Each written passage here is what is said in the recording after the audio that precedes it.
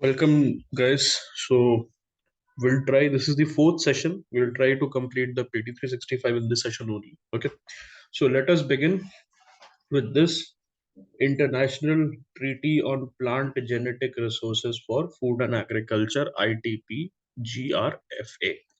Okay. So आपको याद होगा 2021 के प्रीलिम्स में सिमिलर एक क्वेश्चन आया था related to this. Okay.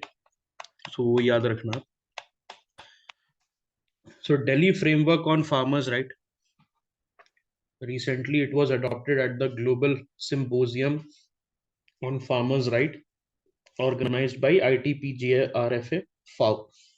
So, what is the Global Symposium on Farmers' Right?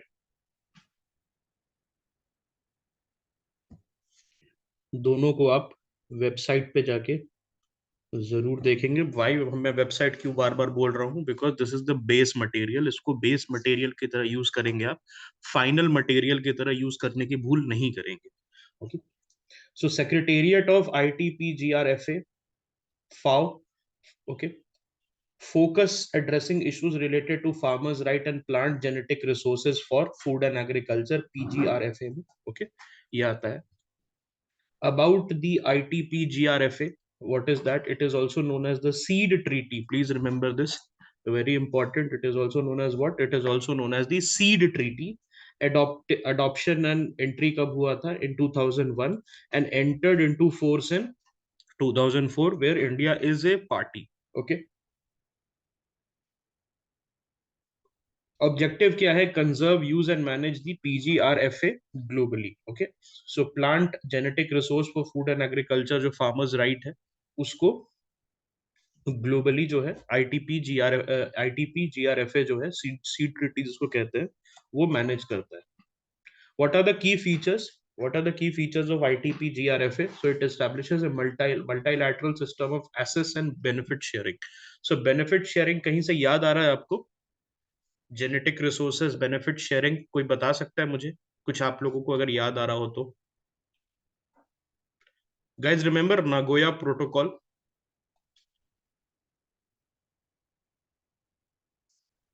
हाँ, Nagoya protocol. Do you guys remember? Benefit sharing, access and benefit sharing. Correct. Okay. So that is something that we'll be covering in the class, so you don't have to worry about that. It provides guidance for the establishment of Svalbard Global Seed Vault. Okay. Just a moment. I'll just send this link. Open link था actually. मैंने भेजा नहीं सुबह भी. Just a moment.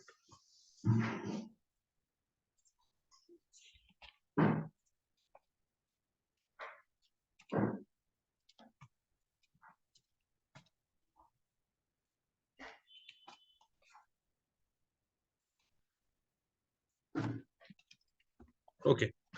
So yes.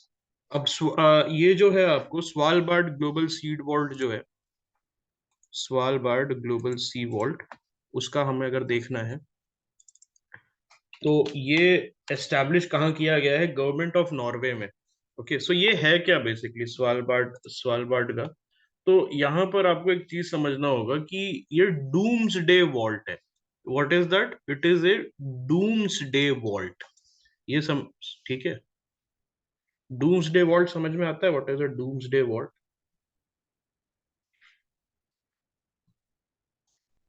हाँ. जब सब खत्म हो जाएगा तो ये स्वालबार्ड में मान लो कि कोई बड़ा कोई इशू आ गया, फ्लड हो गया, वर्ल्ड में कोई अर्थक्वेक आ गया, there is some big issue like volcanic eruption हुआ जिससे ह्यूमैनिटी खत्म हो गई. ओके. तो यहाँ पर जो है, यहाँ पर क्या हो रहा है कि इन्होंने Svalbard global global seed vault में, विच इज स्वालबार्ड है कहाँ पर? Svalbard is in the absolute north. Okay. This is in the absolute north of the poles. और नॉर्वे रशिया के बॉर्डर में. आपको एक बात पता है ना कि नॉर्वे और Russia also shares a border. Might not be knowing this, but Norway and Russia, both of them, they share a border. So Svalbard जो है वो बेसिकली बहुत ज्यादा वो पोलर एरिया में है. And it is basically apocalypse, या आप कह सकते हो एक डूम्सडे वॉल्ट तरीके से है कि जब सब खत्म हो जाएगा तो ह्यूमन बीइंग्स के पास सारे सीड्स का एक कॉपी रहेगा. Have you seen that movie 2012? 2012 करके एक मूवी आई थी जिसमें 2012 में एक प्रोफेसी हुई थी कि सब खत्म हो जाएगा।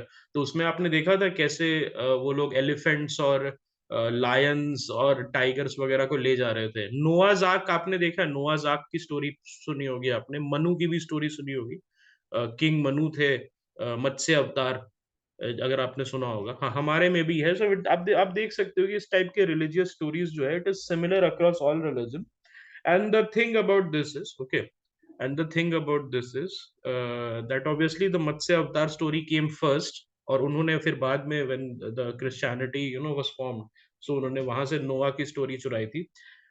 चुराई मतलब अडेप्ट की थी, I'll not say चुराई, ठीक है। तो सीड्स जो है, ओके, हाँ, appropriation is the better word. तो सीड्स जो है, सीड्स बेसिकली आप अगर देखोगे तो ये वहां पर स्टोर किया जाता है स्वालबार्ड में। गवर्नमेंट ऑफ नॉर्वे एस्टैब्लिश किया था। Many countries have come together और हर प्रकार के सीड्स आपको वहां पर मिल जाएंगे, ठीक है। और हर प्रकार के सीड्स क्यों मिलेंगे? ताकि अगर ह्यूमैनिटी खत्म हो जाए and some people wants to start restart, तो वहां पर आपको सीड्स मिल जाए। दूसरी चीज ये भी है कि for example particular seed extinct हो जाए due to some climate phenomena, तो वहां से, ओके, वहां से जो है आप निकाल के उसको मल्टीप्लाई करके उसका डीएनए जो है उसको स्ट्रेन निकाल के उसको मल्टीप्लाई कर सकते हैं lab condition. I hope this is clear. World heritage convention. So world heritage convention, तो रिसेंट रिसर्च क्या था? World heritage sites cover less than 1% of the earth surface but host over 20% of the planet's biodiversity heritage. Okay, about World Heritage Sites, what are those World Heritage Sites? So these are recognized under the World Heritage Convention of 1972. तो इसको जरूर से इसके website पे जाके आपको देखना है। कैटेगरीज क्या है इसका? कल्चरल, नेचुरल और मिक्स्ड। आपको पता होगा इंडिया में भी you have got, okay, India में ही भी यू हैव गॉट, लेकिन इंडिया में there is only one mixed site. India में कोई मिक्स साइट है क्या? How many mix sites are there? Yes, very good. So there is only one site जिसको हम लोग क्या कहते हैं? Mixed world heritage site. अगर इंडिया में अगर मैं पूछूं आपसे तो कौन कौन से साइट्स हैं? Can you tell me? Kanchenjunga, Kanchenjunga biosphere reserve, Kanchenjunga national park. India में जो है आपको ओनली वन मिलेगा, दैट इज कंचनजंगा या कंचनजोंगा, ठीक है। और there are total 42, 34 are cultural, 7 are natural. 42 में से 34 are cultural, 7 are natural and 1 is mixed, ठीक है। Parties and implementing agencies, so there are total 195 state parties including India and the World Heritage Committee. India is also a signatory, हमें ये पता चल रहा है इससे। What are the strategic objectives? Credibility, conservation, capacity building, communication and community। तो ये 5C पे वर्क करता है। Obviously this is not something that you need to read for your prelims, but it helps, okay, in GS3 answers। Brazzaville summit और the summit of the three basin. तो Brazzaville कहां पर है दोस्त? Important हो जाता है मैपिंग के पर्सपेक्टिव से। ब्राज़ाविल जो है वो कॉन्गो में है, ओके। ब्राज़ाविल जो है वो कॉन्गो में है। Congo is a country in Africa. तो अफ्रीका में कॉन्गो दो तरीके के हैं। अगर आपको मैं मैपिंग के पर्सपेक्टिव से बताऊं तो एक है democratic Republic of Congo, DRC, और एक है कॉन्गो। कॉन्गो जो है एक छोटा कंट्री है, डीआरसी एक बहुत बड़ा कंट्री है। कॉन्गो का कैपिटल ब्राज़ाविल है और डीआरसी जो है, ओके, जो डीआरसी है वो क्या है? It's a big country. उसका कैपिटल क्या है डीआरसी का? किनशासा। और कॉन्गो का कैपिटल क्या है? ब्राज़ाविल। ओके, कॉन्गो का कैपिटल क्या है? ब्राज़ाविल है। इस बार क्वेश्चन आया था, if you guys remember, cobalt पे। तो कोबाल्ट सबसे ज्यादा कहां पर पाया जाता है? तो कॉन्गो में पाया जाता है। Africa has been made a very important theme by UPSC for mapping. Okay, what are the three basins? So सबसे पहले कॉन्गो बेसिन है। It is across multiple African countries. तो ये जो है Congo basin, it is spread across multiple African country. इसका Congo basin important हो जाता है, मैं यहाँ लिख देता हूँ मैपिंग के पर्सपेक्टिव से। उसके बाद अमेजोन बेसिन, अगेन इसका मैप आप जरूर देखेंगे कौन कौन से कंट्रीज को पार कर रहा है।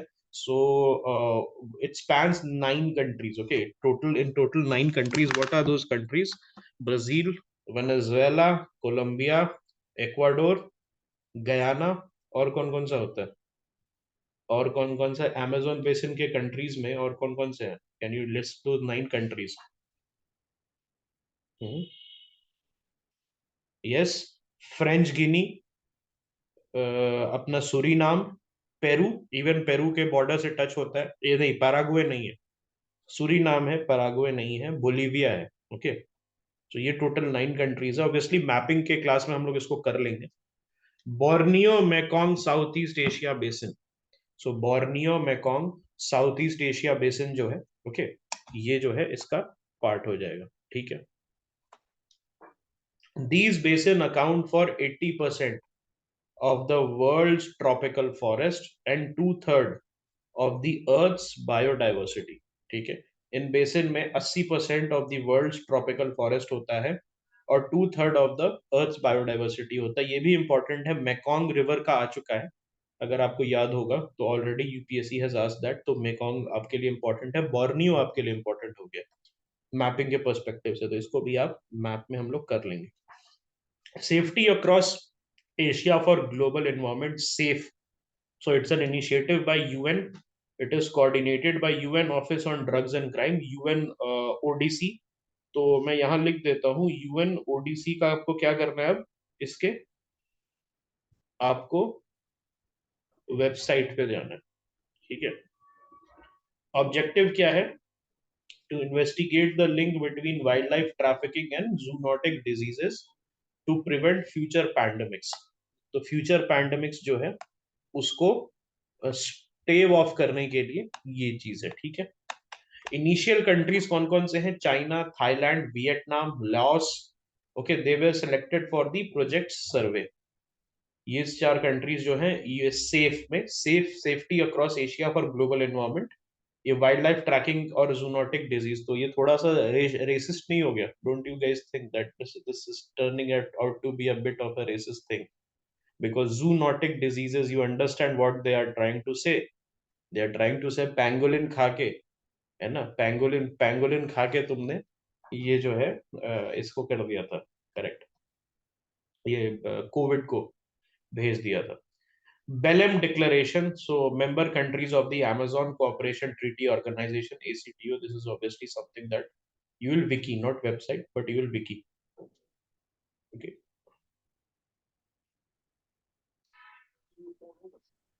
ठीक है, content, it calls for indigenous people's participation in decision making and launch of Amazon Alliance to fight deforestation। तो यहाँ पर एक चीज आपको समझ में आनी चाहिए कि Amazon has become a very important theme। Okay, Amazon river जो है या Amazon बेसिन जो है, इसका विकी आपको जरूर करना है।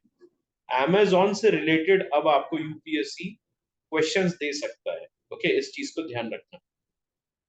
World Organisation for Animal Health, WOHA, WOA, it improves animal health globally by disseminating information on diseases and establishing international standards। Okay, International Whaling Commission, IWC, it issued an extinction alert for the vaquita porpoise whales found only in the northern Gulf of California। So it mandates it regulate whaling to conserve whale stocks and facilitate sustainable whaling industry। तो whaling, international whaling commission जो है, इसके website पे आप जाके जरूर देखिएगा।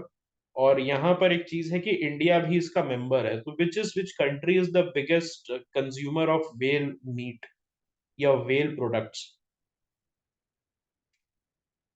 Can you tell me which country? Japan is the answer.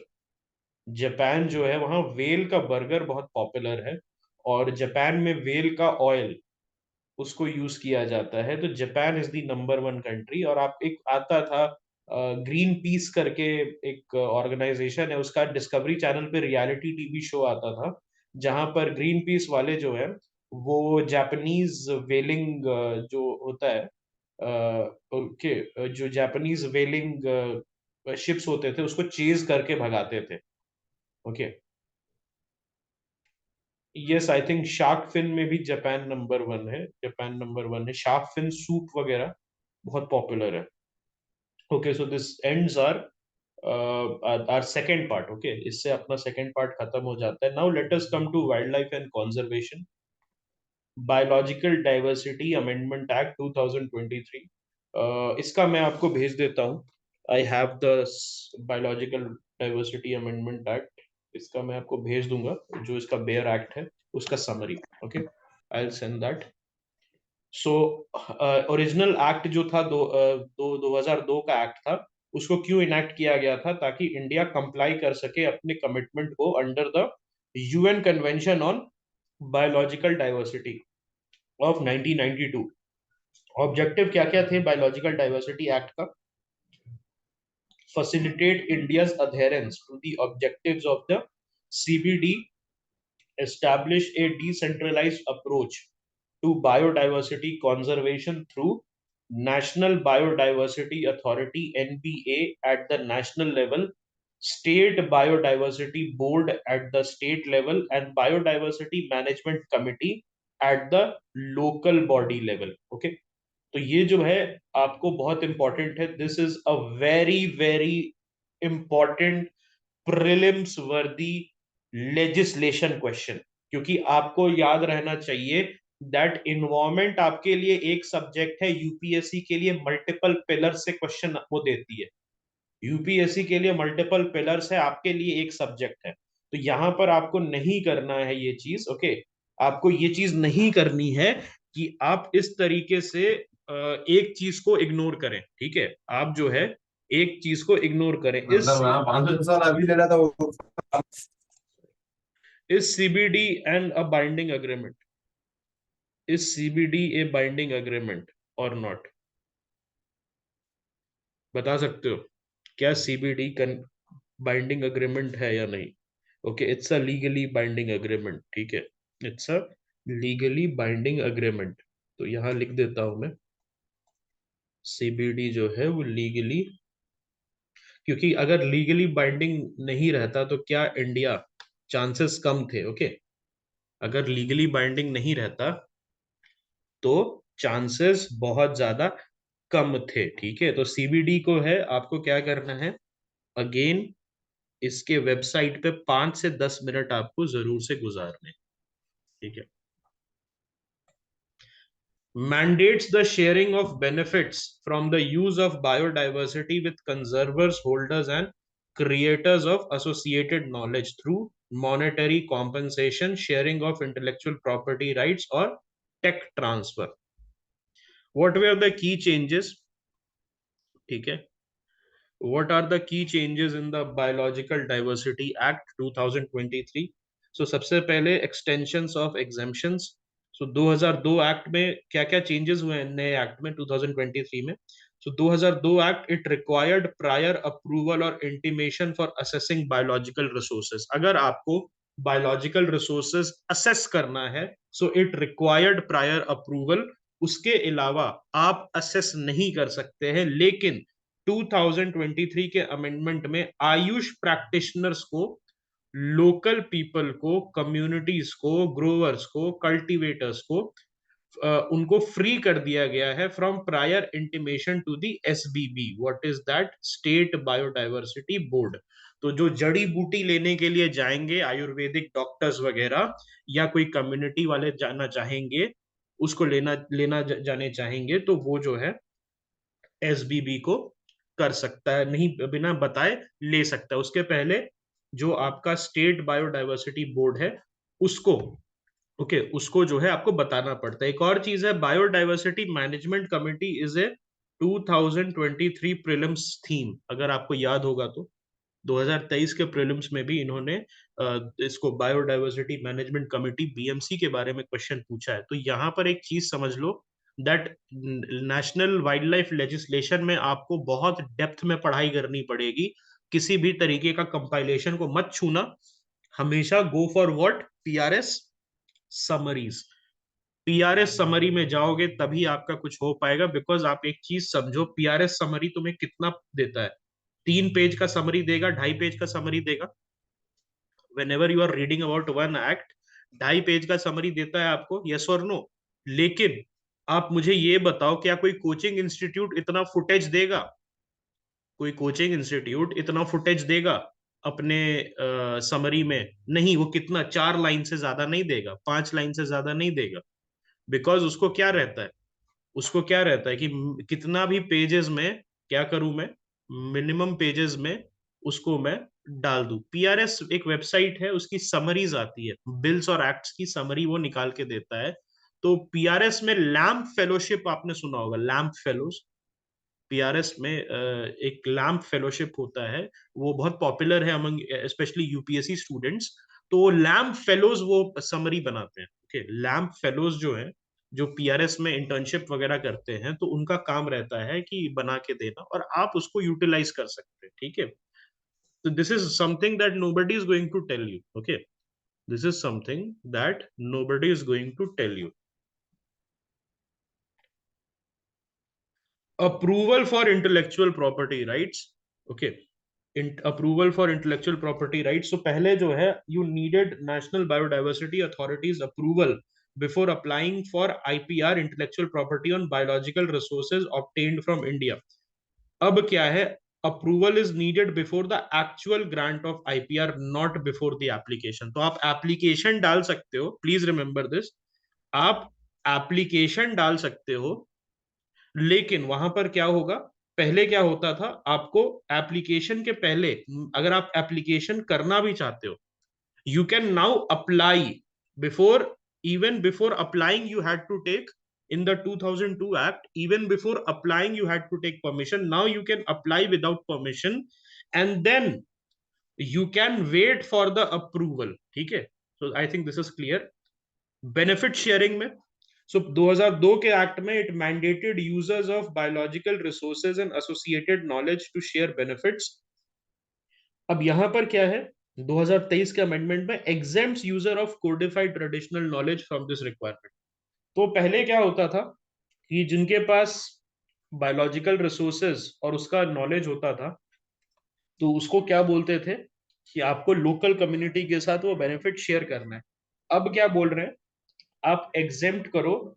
Okay, you can exempt this thing from codified sharing of the codified traditional knowledge. तो सपोज मैंने एक टर्मरिक का कुछ बनाया, ठीक है, मैंने एक टर्मरिक का कुछ बनाया, और उसमें क्या हुआ, मैंने if I made something of a turmeric, एक स्पीशीज नहीं बना दी टर्मरिक की, ठीक है। तो उसमें क्या करना है मुझे, उसमें मुझे जो लोकल कम्युनिटी से जहां से मैंने वो स्ट्रेन लिया है, उसको जो है मुझे शेयर करना पड़ेगा। Now this this whole process is exempted. Okay, I can share if और आई कैन नॉट। ठीक है, सो ये कोडिफाइड ट्रेडिशनल नॉलेज जो है, ओके, एक नई कैटेगरी बनाई गई थी कि जिन्होंने ट्रेडिशनल नॉलेज को कोडिफाई कर लिया है, कोडिफाई मतलब उसको एक प्रोसेस के थ्रू पास करके लिख लिया है, उनको एग्जेम्प्ट करेगा। ठीक है, sort of, but it is, आप कह सकते हो एक ऐसी चीज है जिस which is promoting, okay, which is promoting this thing, क्या इसको बोलते हैं, ये जो है basically, this is promoting the research and development. Okay, this is promoting research and development in this thing, not practitioner. This is basically research and development in Ayush. Okay, Ayush way में, जैसे आयुर्वेदिक वगैरह जो है, वहां पर रिसर्च और development R&D जो है, उसको प्रमोट करने के लिए। ऑफेंसेस एंड पेनल्टीज, तो offences like failure to obtain necessary approval 5 साल के प्रिजन सेंटेंस के लिए था। Now it has been decriminalized, okay, introducing penalties between 1 lakh to 50 lakh rupees. Okay, सी, अगर मान लो मैंने कोई पर्टिकुलर ट्यूमरिक का बनाया, ठीक है, मैंने कोई टर्मरिक या ट्यूमरिक का बनाया, और वहां पर एक एक नया स्पीशीज बना दिया, ठीक है, जिसको मैं बोल रहा हूँ कि ये बहुत काम देगा। पहले क्या होता था, ओके, पहले क्या होता था, अगर मैंने वो बनाया है, जो भी मेरा नॉलेज है बायोलॉजिकल रिसोर्सेज पे, उसको मुझे लोकल कम्युनिटी के साथ शेयर करना पड़ेगा। ठीक है, ऑलराइट, लोकल कम्युनिटी के साथ शेयर करना पड़ेगा। अब जो है, अगर मैं एक स्ट्रक्चर्ड फॉर्म में, एक स्ट्रक्चर्ड फॉर्म में एक सिस्टमैटिक फॉर्म में उस ट्रेडिशनल नॉलेज को लिखूंगा या उसको कोडिफाई करूंगा. You understand what is codification? Codification मतलब उसको लिख लेना. When we say that the laws are codified, इसका मतलब लॉज कहीं लिखे गए हैं सिस्टमैटिक ढंग से. उसी तरीके से अगर आपने ट्रेडिशनल नॉलेज को, ओके, ट्रेडिशनल नॉलेज को आपने क्या किया है, उसको कोडिफाई कर लिया है, तो फिर क्या होगा? What is going to happen? What is going to happen कि ये जो है, आपको जरूरत नहीं है उसको शेयर करने की. लेकिन यहाँ पर एक पचड़ा क्या है, एक प्रॉब्लम है. प्रॉब्लम ये है कि ये जो कोडिफाइड ट्रेडिशनल नॉलेज है, it is not, what do you say, that it is not explained. ये जो है, इसको आपने एक्सप्लेन नहीं किया है इस एक्ट में. ठीक है, आपने इसको नहीं, ये सारी चीजें नहीं होंगी. ओके, ये सारी चीजें नहीं होंगी. ठीक है, आपको एक समझ में आना चाहिए. अरे ये समझो आप ऐसे, understand like this, I tell you. मान लो कि पतंजलि कंपनी है, ठीक है. पतंजलि कंपनी है, और उसने एक बनाया शिलाजीत और अश्वगंधा और समथिंग समथिंग करके, उसको कोडिफाई करके, और एक नया वो बनाया, एक नया कुछ जड़ी बूटी बनाया. ठीक है, तो it doesn't have to share the knowledge of the new jadi buti with the local community from where that jadi buti has been extracted. Now do you understand? लेकिन यहां पर ये चीज है दैट दिस इज ए वेग थिंग. कह सकते हो लोकलाइज पेटेंट, जहां पर लोकल कम्युनिटी जो है उसको बेनिफिट नहीं मिले. पहले मिलता था, अब नहीं मिलेगा. ठीक है, पहले मिलता था, अब नहीं मिलेगा. ठीक है, तो ये रिमूव कर रहा है. Please remember, the 2022 bill is removing the direct role of local community. Now do you understand this? Now do you understand this? ये किसी को दिक्कत है इसमें? It is clear. It is a negative concept, no? आप tribal, because who are the people who live in those forests? Who are the people who live in the forest? Those are tribal. So don't you think that this will be detrimental to tribal rights? But this is important for promoting R&D. This is important for promoting R&D. Okay, research and development. Codification is obviously going to going to make a better preservation argument. Obviously अगर आप codify कर लेते हो, so preservation better होगा. लेकिन यहाँ पर क्या है, लोकल कम्युनिटी के साथ कोई रोल नहीं है. यहाँ पर local community has been remove from that. ठीक है. Yes. So what is TKDL? Traditional knowledge digital library किसका है? टीकेडीएल जो है वो किसका है? एक आयुष का डेटाबेस है. टीकेडीएल इज एन आयुष डेटाबेस, जो कि कौन चला रहा है? सीएसआईआर. अभी सीएसआईआर का एग्जाम हुआ था ना, वो कैंसिल हो गया क्या? सीएसआईआर का एग्जाम, सीएसआईआर का एग्जाम कैंसिल हो गया? यस वजीक, पूछो भाई. Am I audible? Yes, you are audible. Yeah, so if this codified exemption is taken away and, just for sake of patent and not the localized community not getting the benefit out of it, as you say, it's for R&D purposes. So what if, say, post R&D and once the product is, put into circulation, can it not fall back into generic patent category? Can you just repeat the last point? What were you asking? As in, once the R&D phase out is over and it's put in circulation, whatever produce, whatever it has been, can it not go revert back to generic patent category? Okay, so generic patent या evergreen licensing या compulsory licensing, all these things are generally there for the allopathic medicine, right? Generally हम allopathic medicine में use करते हैं. यहाँ पर आपको एक चीज समझना है कि पेटेंट, यहाँ पर ऐसे क्या था कि 2002 के एक्ट में, अंडरस्टैंड दिस, कि वहां पर मैंडेटेड था that you have to share the benefit with the local community. अब ऐसा नहीं है. अब क्या है कि दे आर सेइंग कि अब जो कंपनीज है या जो भी प्रैक्टिशनर्स है, who are going to codify the knowledge by taking all the jadi booties from these places, what they are going to do, they are going to basically, they are going to agree terms between them and the local management committee. अब यहां पर local communities directly involve नहीं होगी, they are going to be represented by a local management community local biodiversity management community, और वो जो है they are going to agree to the terms कि किस तरीके से बेनिफिट शेयरिंग होगा।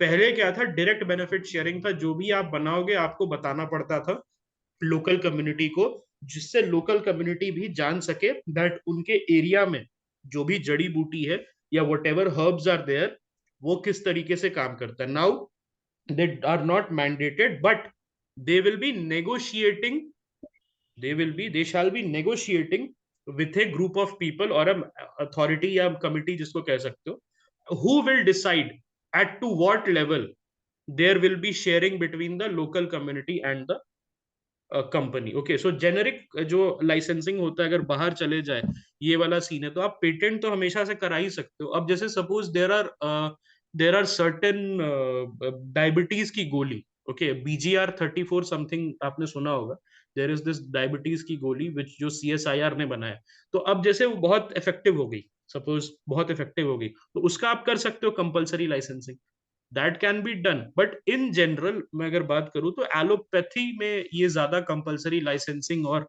ये सारा जो कंसेप्ट है ये एलोपैथिक मेडिसिन में ज्यादा होता है, बिकॉज फॉर द रीजन कि allopathic medicine can be prohibitively expensive, whereas Ayurvedic medicine in general are not prohibitively expensive. In most extreme cases 1000-2000 की गोली आती है, that's it.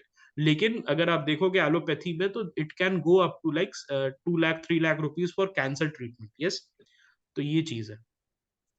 Right, right. Okay, so any confusion here that you people might be having?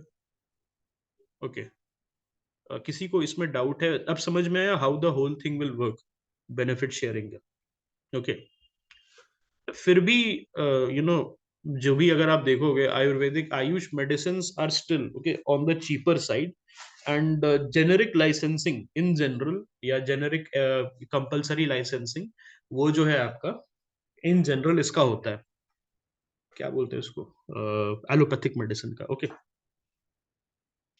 सो इसमें continuing contravention में attract additional penalty of ₹1 crore adjudicated by an officer not below the rank of joint secretary. तो अगर continuously आप हरकत करते रहोगे इसमें तो 1 करोड़ के ऊपर का आप पे पेनल्टी लग सकता है, 1 करोड़ तक का पेनल्टी लग सकता है। NBA का नेशनल बायोडाइवर्सिटी अथॉरिटी का एक्सपेंशन 2002 एक्ट में 10 एक्स ऑफिशियो मेंबर्स थे अपार्ट फ्रॉम द चेयरमैन, अब विथ 5 नॉन ऑफिशियल मेंबर्स अब जो है 16 एक्स ऑफिशियो मेंबर्स रहेंगे from various ministries including tribal affairs, biotech, with 4 representatives from state biodiversity जो आपका अथॉरिटी रहता है वहां से। उसके बाद 5 नॉन ऑफिशियल स्पेशलिस्ट और scientist and a member secretary with experience in biodiversity conservation serving as the chief coordinating officer of the NBA। ठीक है, UNCBD United Nations convention on biological diversity, तो CBD क्या है? It's an international legally binding treaty. It was established in 1992 with the aim to fulfill 3 primary goals. One is the conservation of biological diversity, which ensures the protection and sustainability of the world species and ecosystem. उसके बाद fair and equitable sharing of benefits arising from genetic resources, जो ensure करेगा कि benefit अगर derive कर रहे हो आप किसी पर्टिकुलर एरिया से तो वो आप फेयरली एंड इक्विटेबली शेयर करो। फॉर एग्जाम्पल, अगर आप उत्तराखंड के किसी गांव से ऊपर गए आप पहाड़ों पे और वहां से कोई जड़ी बूटी लेके आए तो वहां पर आपका तो हक बनता ही है, लेकिन वहां के लोकल कम्युनिटी का भी हक बनता है उसके ऊपर। ओके, CBD has been ratified by 196 parties including India, India भी इसमें शामिल है, which indicates a global commitment to biodiversity conservation। Core agreement क्या है? सो इसमें नगोया प्रोटोकॉल है which focuses on, और Nagoya protocol is something you will be studying from its website. उसके बाद CBD जो है इसको भी आप वेबसाइट से पढ़ोगे, ऊपर ऊपर से पढ़ के कोई फायदा नहीं है, क्वेश्चंस नहीं बनेंगे। ओके, सो कोई फायदा ही नहीं है, उससे बढ़िया है आप एक स्टेप और आके जाके ट्राई करो कि सारी चीजें वेबसाइट से आप देख सको। स्कोप नहीं रहेगा क्लास का कि मैं सब चीजें डिस्कस कर सकूं, but we will try our best that everything that is possible, humanly possible, will be discussed in class. Nagoya protocol जो है वो असेस और बेनिफिट शेयरिंग पे है। It focuses on the fair and equitable sharing of benefits arising from using genetic resources. तो जैसे मैंने बताया, आपने कोई जड़ी बूटी खोजी, तो वहां पर उस जड़ी बूटी पे आपका भी हक है as a person who has discovered it, और उसके साथ साथ जो कि वहां पर जो लोग रह रहे हैं उनके लिए भी एक इंपॉर्टेंट है। तो ये नागोया प्रोटोकॉल में, ठीक है, नागोया प्रोटोकॉल में ये चीज है। उसके बाद Cartagena protocol on bio safety. So it addresses the safe handling, transport and use of living modified organisms resulting from modern biotech. तो जितने भी जीएमओज हैं, आपने सुना होगा डॉली द शीप करके, एक डॉली द शीप करके पहले पहली शीप थी जो transgenic, okay, transgenic mutated sheep बनी थी, उसको लैब में बनाया गया था।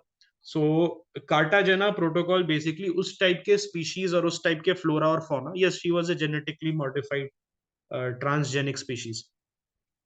उसके बाद Nagoya Kuala Lumpur supplementary protocol on liability and retrace. So it supplements the Cartagena protocol by providing detailed requirement on liability and redress for damage to biodiversity resulting from living modified organisms. Okay. Is it legal to clone? अभी China में किया था ना इन्होंने, China में they had tried to clone human baby. So वहां पर जो था उनको जेल में डाल दिया गया था, जिस जिस पर्सन ने किया था, he was gelled. Okay, so it is not it, अभी वो कंट्री बाय कंट्री डिपेंड करता है, ठीक है, कंट्री बाय कंट्री डिपेंड करता है। Yes, see, cloning is not ethical. Why? Because obviously that is not a nature's creation, we all are nature's creation, and when you know आप humans को उगाने लगोगे तो lot of questions will come to the fore.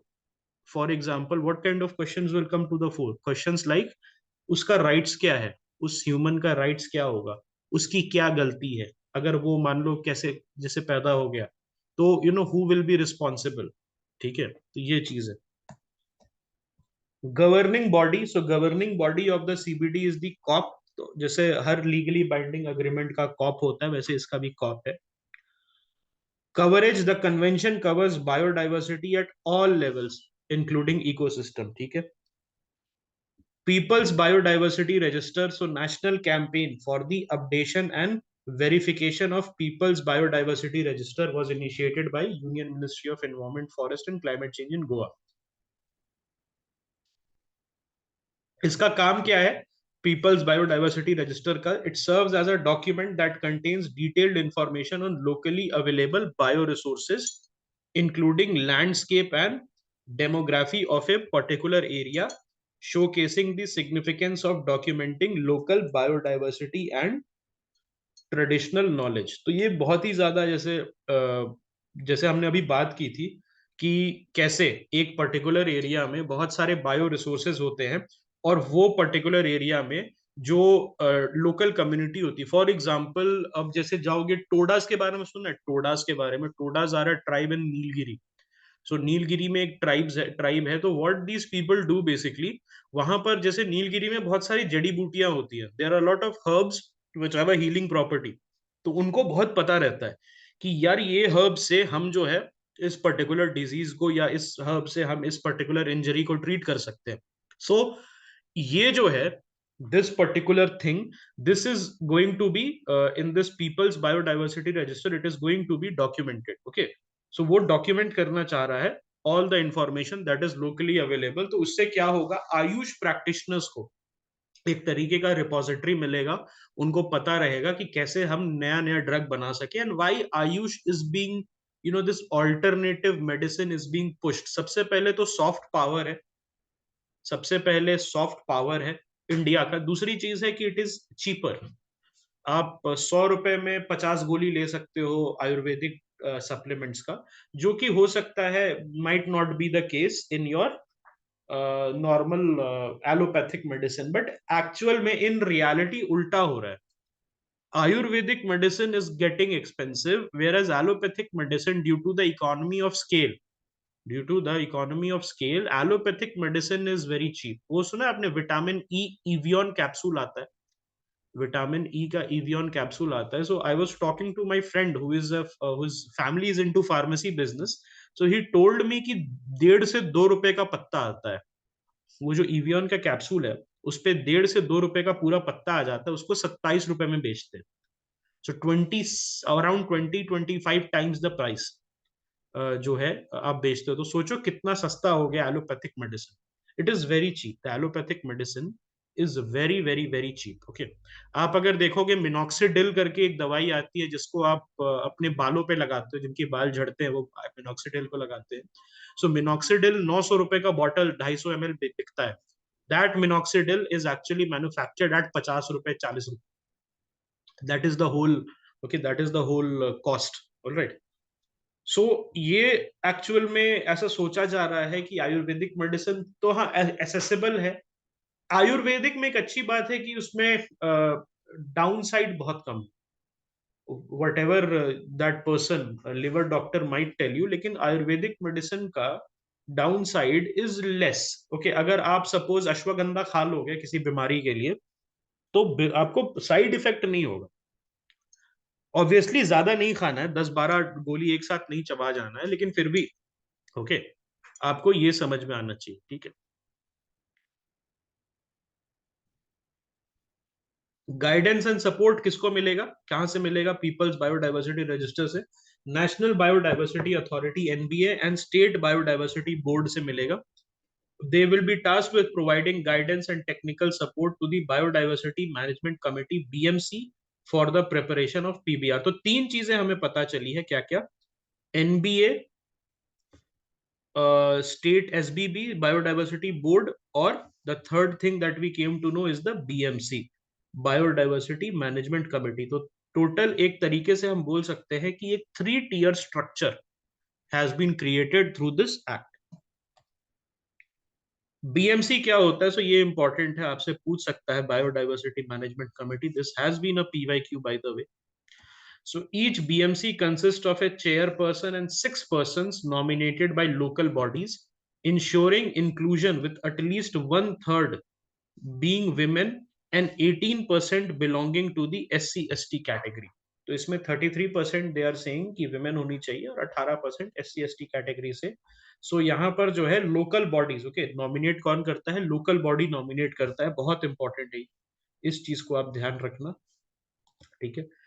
BMC जो है is empowered to determine access and benefit sharing policy within its jurisdiction, including authority to levy collection fee on the access of biological resources, aligning with the goals of CBD, Convention on Biodiversity, and the framework provided by the Biological Diversity Act 2002. So can I say that the BMC is a statutory body because it has statutory backing? Can I say like that? Yes, I can say. Okay.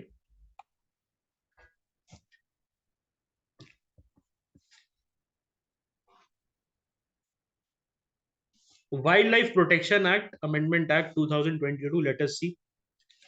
So these have been notified rules under the amendment. Wildlife disposal of wild animal article rules. तो क्या है ये? All these are rules that have been notified under this amendment act. तो ये wild life disposal of wild animal, तो ये obviously यहाँ पर क्या हो रहा है? यहाँ पर जो डेथ हो जा रहा है उसका, तो ये PYQ है बाय द वे 2022 के प्रीलिम्स का. This is a previous year question. Okay, ये क्या है 2022 के उसका जो है. ओके, सो व्हेनेवर आई से 2022 तो मुझे PTSD होता है. Okay, specifies the procedure because there was a reason. Okay, there was a reason 2022 जो था it was awfully close. Okay, awfully close. ठीक है. Specifies the procedure for the disposal of wild animal trophy articles, trophies etc. होता है ना कि इस साल बन जाते हैं यार IAS, अभी तक नहीं बैठे रहते, वो वाला सिस्टम रहता है. That are property of the state और सेंट्रल गवर्नमेंट. ठीक है. तो ये बहुत इंपॉर्टेंट है, ये बहुत इंपॉर्टेंट है, आपको ध्यान देना है कि ये wild life disposal of wild animal article rules, it specifies the procedure for the disposal of wild animal articles, trophies which are property of the state or central government, ठीक है।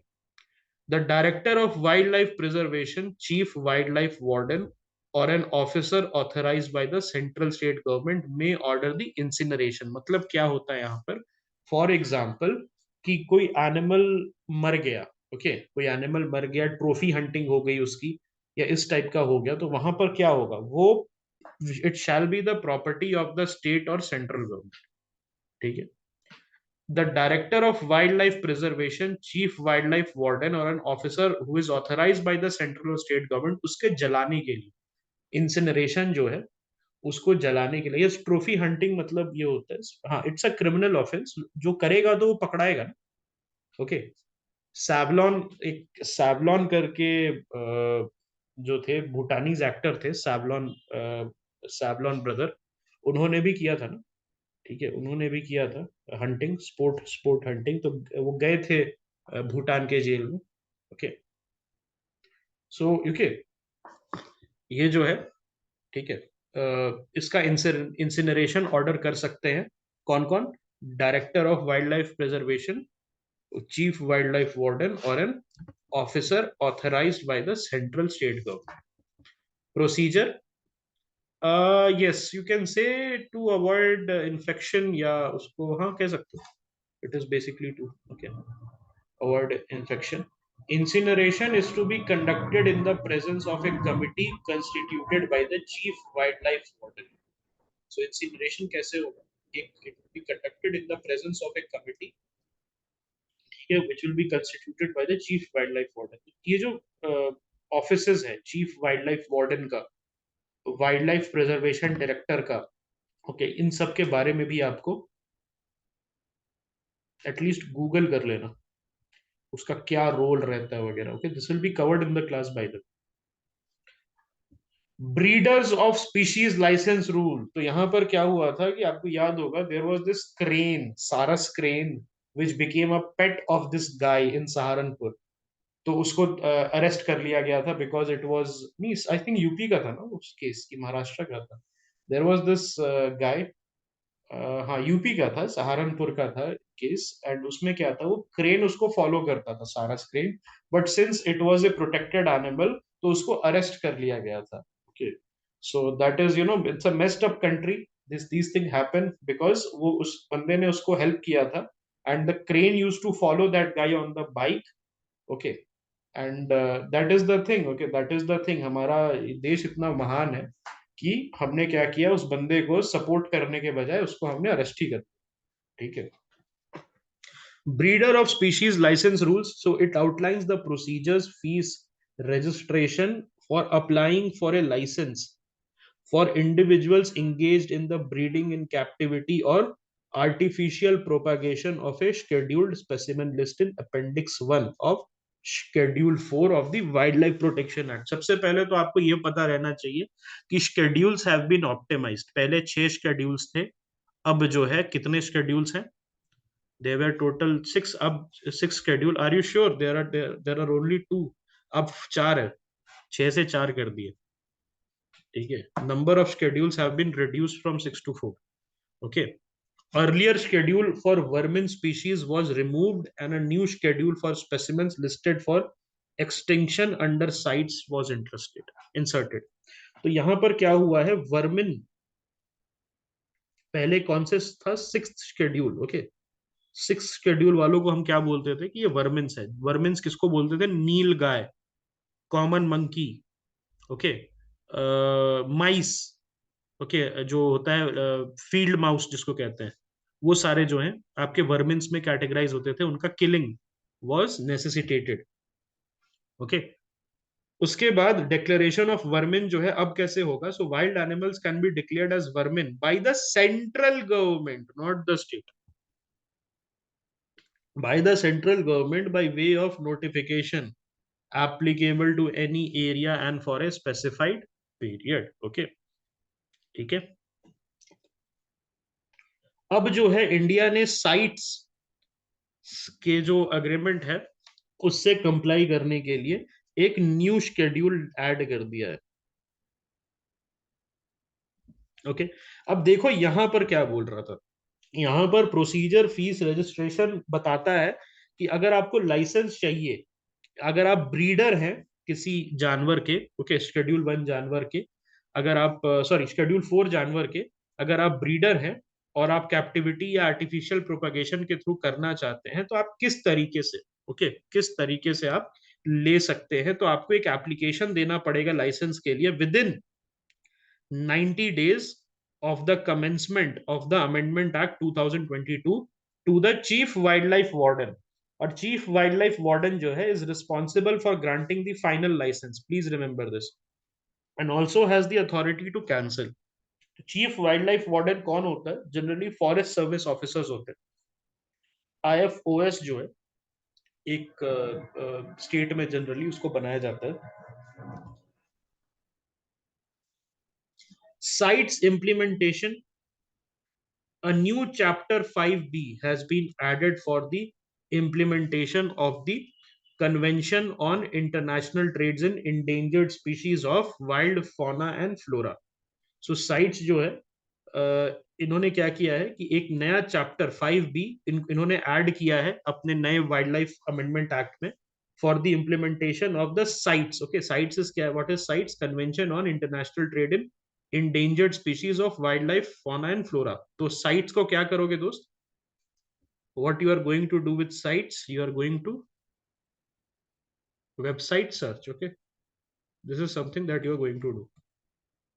Regulation of non native species, तो एक चीज समझना कि non native species doesn't equals to invasive species. Non native species doesn't automatically mean invasive species. Okay, so it empowers the center to regulate plant or animal species which are not native to India, specifically addressing the issue of invasive alien species. एक video आया था हाल फिलहाल में जहां पर हरभजन सिंह, सौरव गांगुली, इन सब पे fine लगाया जा रहा था back in 2002 in when they went to New Zealand.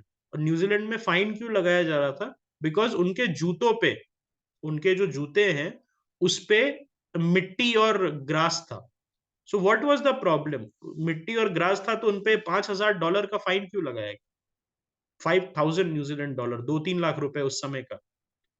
सो उसके पीछे का रीजन ये है कि अगर वो ग्रास, ओके, अगर वो ग्रास चला जाता, कहीं उड़ जाता, मान लो इंडिया का ग्रास था, तो हो सकता था, ओके, हो सकता था कि वो जो है न्यूजीलैंड के ग्रास में जाके मल्टीप्लाई करने लगता और वहां से न्यूजीलैंड का जो ग्रास है वो खत्म हो जाता और इंडिया का ग्रास बढ़ जाता। अमेरिका में डेली एयरपोर्ट पे tons and tons of food from passenger is confiscated. अगर आप ऑरेंज ला रहे हो, एक भी ऑरेंज ला रहे हो, तो वो आपसे छीन लिया जाएगा और उसमें बोला जाएगा कि आप इसको वापस दो। Why? Because of invasive species. मान लो कि आपने इंडियन ऑरेंज खाया और उसके बीज आपने थूक दिए वहीं पर अमेरिका के किसी पार्क में, वहां पर अचानक से मान लो ट्री आ गया और फिर मल्टीपल एरियाज में इंडियन ट्री ही उगने लगे, तो यही उनका एक कंसर्न रहता है। This was something that had happened with them in Florida. Florida में एक पर्टिकुलर पेड़ लगाया था उन्होंने, पर्टिकुलर पेड़ लगाया था। उस पेड़ पे वो जो पेड़ है वो ऐसे ही आया था, किसी ने कोई बाहर से अपना फ्रूट लेके आया था।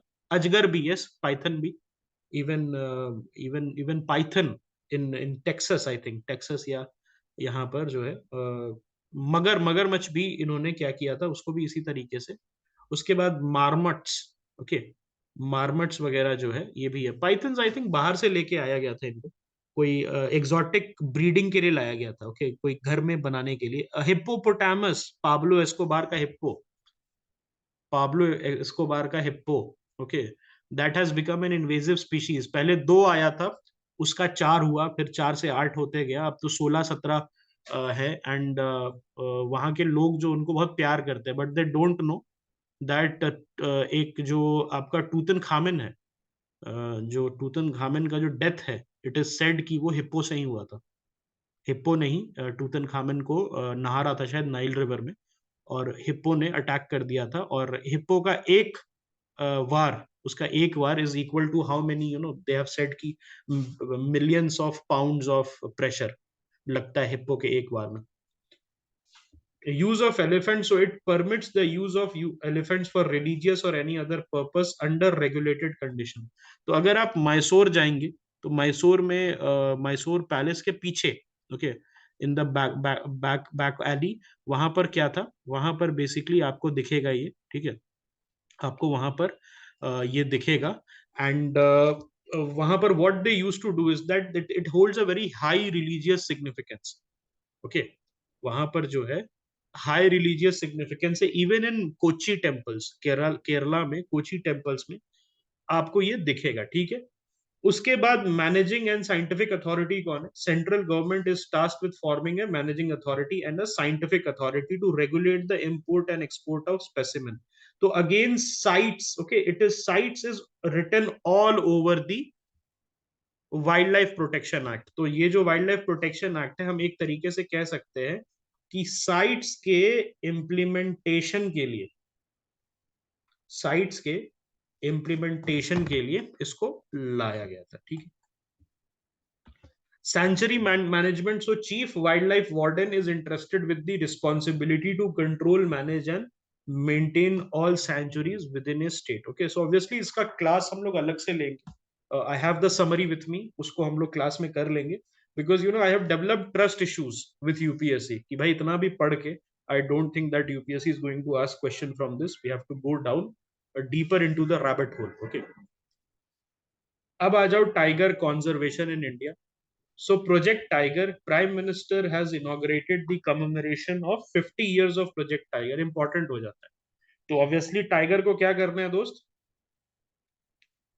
टाइगर का आपको तुरंत विकी सर्च करना है, टाइगर बिहेवियर को, टाइगर का पग मार्क्स का क्या सीन है। एक क्वेश्चन आया था टाइगर पे, I think it was on M stripes करके, 2016 का, एम स्ट्राइप्स करके क्वेश्चन था, ठीक है। International big cats alliance, it is launched by India, India ने इसको लॉन्च किया है। It was first proposed by India only in 2019 at an international conference against poaching and illegal wildlife trade, ठीक है। Yes, उसमें भी पूछा गया था, करेक्ट। नेक्स्ट आईएएस के भी टेस्ट में पूछा गया था, correct. So it aims at conservation of 7 big cats. कौन कौन से हैं? Tiger, lion, leopard, snow leopard, cheetah, jaguar and puma. All of them has to be done. इनका एनिमल बिहेवियर आपको पढ़ के जाना है, okay, you have to study their animal behaviour. Project tiger, it was initiated in 1973 as a centrally sponsored scheme. Please remember this. It was a centrally sponsored scheme. ये क्या था? एक centrally sponsored scheme है. It was started with 9 tiger reserve under the Ministry of Environment, Forest and Climate Change है. It aims to ensure a viable population of tigers in India. Implementing agency क्या है? It is implemented by the NTCA. NTCA का क्या role है? It has a supervisory and coordination role, including approval of tiger conservation plan, which are prepared by the state government. NTCA बहुत important है. Central assistant to state 60% है for non-recurring and 50% for recurring items. Okay, जो बार बार use में है। Non recurring मतलब एक बार आपने पैसा दे दिया वो खत्म। रेकरिंग मतलब बार बार उस चीज के लिए आपको पैसे की जरूरत पड़ रही है, तो उसके लिए 50% सेंट्रल असिस्टेंस मिलेगा, 60% जो है नॉन रेकरिंग में मिलेगा। और नॉर्थ ईस्टर्न और हिमालयन स्टेट में 90% दोनों में मिलेगा। बिकॉज मैंने बताया था नॉर्थ ईस्टर्न और हिमालयन स्टेट की ज्योग्राफी की वजह से उतना जीडीपी या टैक्स कलेक्शन होता नहीं है उनका, ठीक है। Merger. So Project Tiger and Project Elephant have been merged into a new division called Project Tiger and Elephant Division. ठीक है, मिनिस्ट्री ऑफ एनवायरमेंट के ही अंदर है। What are the activities? तो ये इंपॉर्टेंट हो जाता है। What are the activities that we are seeing under the Project Tiger? सबसे पहले there is a core buffer strategy. So core areas are free of human activities with a coexistence agenda in buffer and fringe areas. NTCA has banned new construction in these tiger reserve core area. तो core area सबको समझ में आता है। It is that area जहां पर किसी भी टाइप का एक्टिविटी अलाउड नहीं होता। और बफर एरिया क्या रहता है? This is an area around that core area जहां पर ये buffer area is there to protect the core area. Okay, तो ये बायोस्फीयर रिजर्व में आपने कंसेप्ट पढ़ा होगा। You might have heard about this in the biosphere reserve. और ये जो है आपका कोर एरिया, ठीक है। सो एनटीसीए ने क्या बोला है कि हम जो है टाइगर रिजर्व के लिए भी एक कोर एरिया और एक बफर एरिया बनाएंगे, ठीक है, और उसमें हम क्या करेंगे, हम जो है न्यू कंस्ट्रक्शन को बैन कर देंगे, ठीक है। Assessment tools, what are those assessment tools? तो use of M stripes for assessment, okay, use of M stripes for assessment होगा, ओके। तो M stripes is a 2016 prelims, okay, 2016 prelims theme, independent monitoring through the management effectiveness evaluation, MEE framework. So guys, have you heard about this mike initiative? किससे है? Elephant से, beautiful, okay. इसके बारे में भी we will be, okay, we will be discussing later on, ठीक है। Protection measure, तो special tiger protection force STPF को एंटी पोचिंग ऑपरेशन के लिए हम लोग डालेंगे। It has been very successful. अगर आपको याद होगा तो पहले चेन्नई सुपर किंग्स वाले इसका ऐड करते थे प्रोजेक्ट टाइगर का, एंड उस समय 1400 1300 कुछ बच गए थे। आज के डेट में it the number has more than doubled, it has cross 3200, okay. E bird project utilises UAV for surveillance and monitoring. तो यूएवी जो है, ओके, यूएवी जो है वो सर्वेलांस और मॉनिटरिंग के लिए इसको करेंगे, यूज करेंगे अपना drones. About the Indian tiger और royal Bengal tiger, panthera tigris, okay, इसको क्या बोलते हैं? पैंथेरा टिग्रिस बोलते हैं, ठीक है। और ये जो है, it declared the national animal of India. Tiger को नेशनल एनिमल ऑफ इंडिया बोला जाता है। कहां पर मिलता है ये? Bangladesh, Nepal, Bhutan, China, Myanmar. लेकिन इंडिया में इसका 70% पॉपुलेशन, टाइगर का 70% पॉपुलेशन आपको कहां मिलता है? आपको इंडिया में मिलता है। Tigers adapt to various habitats, high mountains, mangrove swamps, tall grassland, dry and moist deciduous forest, evergreen and shola forest, ठीक है। सो ये सारे हैबिटेट्स में आपको मिल जाएंगे, ठीक है। Significance of conservation, ecological, tigers are both an umbrella species. What is an umbrella species? Which indicate health of their geographical species range. मतलब अगर टाइगर है या टाइगर सरवाइव कर रहा है, इसका मतलब उस एरिया में बायोडाइवर्सिटी अच्छी है, and they are also a keystone species. मतलब टाइगर के हटने पे वो पूरा इकोसिस्टम खराब हो जाएगा। येलोस्टोन नेशनल पार्क आपने सुना होगा। येलोस्टोन नेशनल पार्क अमेरिका में है, और वहां पर उन्होंने रिसेंटली फॉक्स को, after a gap of 100 years, 1914 में last fox was seen in the Yellowstone national park, और फिर उन्होंने 100 years के बाद वहां पर एक फॉक्स को इंट्रोड्यूस किया था। उसके वजह से व्हाट हैज हैपेंड, वहां पर क्या हुआ, दैट विद इन 3-4 months जो वहां की बायोडाइवर्सिटी है, even those fox were outsiders, they were not exactly the Yellowstone fox, within 3 months all the biodiversity got rejuvenated. So that is called keystone species, okay, that is called keystone species. Yes, it is a American Yellowstone, आप कह सकते हो, one of the earliest national park in the world, Yellowstone national park. उसमें दिखाया था ना आपको 2012 movie में, येलोस्टोन में एक डॉर्मेंट वोल्केनो था, एंड वो डॉर्मेंट वोल्केनो फट गया। सो दे वर रनिंग अवे, जो अपने कैंपर वैन को चला रहे थे, if you guys remember, okay. वहीं वहीं पर वर्ल्ड का फर्स्ट नेशनल पार्क बना था, okay. Cultural and spiritual, so it holds a significant cultural and spiritual value. Tigers are solitary and territorial, so ये उसमें नहीं रहते हैं। जैसे आप लायंस को देखोगे तो पैक्स में रहते हैं generally, they like to be in packs, और प्राइड में रहना पसंद करते हैं। लेकिन आपके जो टाइगर्स हैं वो सोलो हंटिंग करते हैं, and they are very territorial, मतलब अपनी टेरिटरी को मार्क करके चलते हैं। Adult males territory can encompass the territory of 2 to 7 female. So एक अडल्ट मेल के टेरिटरी में 2 से 7 फीमेल होती हैं। Their stripes are unique to each individual, similar to human fingerprints. तो ये चीज याद रखना, इनके जो स्ट्राइप्स है वो यूनिक होते हैं। तो यहाँ एनिमल बिहेवियर पे यूपीएससी क्वेश्चन पूछता है, so this can be one of the statements, animal behaviour पे अगर क्वेश्चन आएगा तो this can be one of the statements. Other conservation measure, so इसमें TX2 जहां पर टाइगर के पॉपुलेशन को डबल करना, और Saint Petersburg declaration. Saint Petersburg declaration is also for tiger conservation. और यहां पर एक और है, बिश्केक डेक्लेरेशन. ये किसके लिए? बिश्केक डेक्लेरेशन स्नो लेपर्ड के लिए. Very good. ये जो है दोस्त आपका स्नो लेपर्ड के लिए. अब ये मुझे बताओ, अब आप मुझे ये बताओ कि बिश्केक कहां पर है? बिश्केक कहां पर है? It's in Kyrgyzstan. किर्गिस्तान में है. और ये क्वेश्चन आया था किर्गिस्तान पे 2022 के प्रीलिम्स में कि अफगानिस्तान से कौन कौन सी कंट्रीज का बॉर्डर है.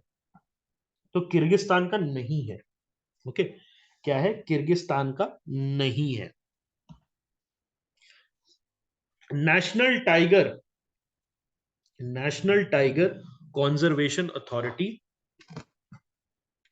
Why it was in news? So NTCA releases the status of tigers. नहीं, उसमें अजरबैजान भी था उस ऑप्शन में, उस क्वेश्चन के ऑप्शन में अजरबैजान भी था. That was also not the answer. NTCA released the status of tigers, co-predators and prey in India 2022 report and the management effectiveness evaluation MEE of tiger reserve. तो यहां पर आप क्या कर सकते हो फ्रेंड्स? इस रिपोर्ट को ग्लांस कर सकते हो. ओके, ओके, हाँ करेक्ट. ऑल द स्टान कंट्रीज, लेकिन कजाकिस्तान भी तो नहीं है. कजाकिस्तान भी तो नहीं है उसमें. तुर्कमेनिस्तान है, और ये है आपका ताजिकिस्तान है. दो ही स्टान कंट्रीज, और Uzbekistan. 3 stan countries are there in total which are bordering Afghanistan. वो मैपिंग में, this is something that we will clear in the mapping, you don't need to worry.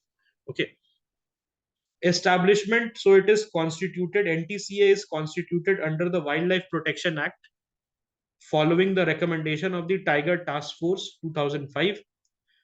इसका ministry of environment forest and climate change, इसका chairperson कौन है? whoever is the minister of environment and forest. please remember this. यहां पर एक आपको confuse कर सकता है. एनटीसीए का एनटीसीए का प्राइम मिनिस्टर है chairman. That is not correct. यहां पर जो मिनिस्टर ऑफ फॉरेस्ट है वो रहेगा. Vice chairman minister of state in ministry of environment. और मेंबर्स कौन रहेंगे? 3 members of parliament, secretary of ministry of environment and forest among others. Objective क्या है? Statutory authority to project tiger. So NTCA क्या है? It's a statutory authority. WPA act से इसको backing मिला हुआ है.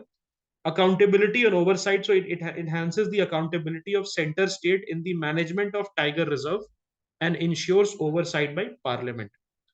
It addresses the livelihood interest of local community. जो टाइगर रिजर्व में रहते हैं, जो भी लोग टाइगर रिजर्व में रहते हैं, उनका जो लाइवलीहुड है उसके इश्यूज को एड्रेस करता है.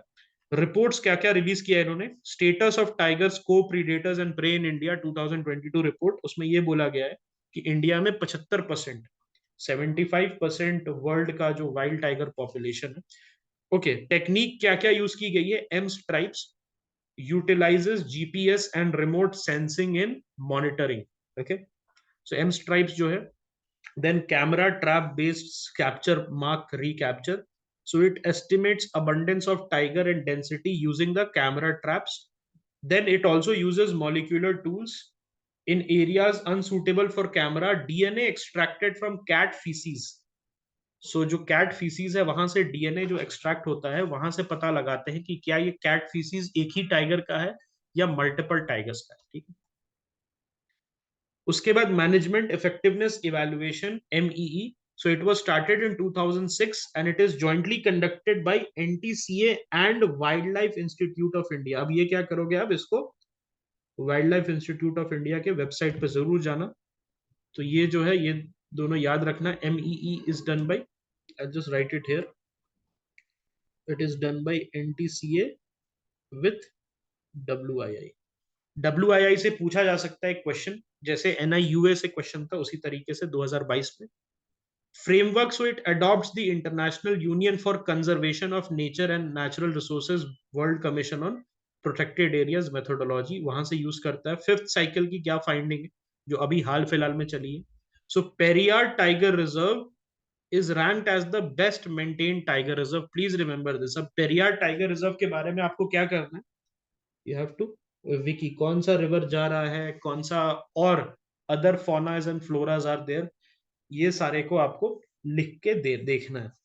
No poor reserve, please remember this, there are no poor reserve in the management effectiveness evaluation. The carbon capture and climate change indicator received the lowest score due to its absence in tiger conservation plan. So यहाँ पर क्या हुआ है कि tiger, किसी भी state के tiger conservation plan में कार्बन कैप्चर और क्लाइमेट चेंज का मुद्दा डिस्कस नहीं हुआ है, इसीलिए उन्होंने क्या किया, उसको लोवेस्ट स्कोर दे दिया। उसके बाद एनटीसीए ने धौलपुर करौली टाइगर रिजर्व को, डीकेटीआर को हरी झंडी दे दी है, अप्रूवल दे दिया है। तो अब यहां पर आप क्या करोगे दोस्त? यहां पर यूपीएससी कैसे पूछता है, कवर ताल का क्वेश्चन याद है आप लोगों को?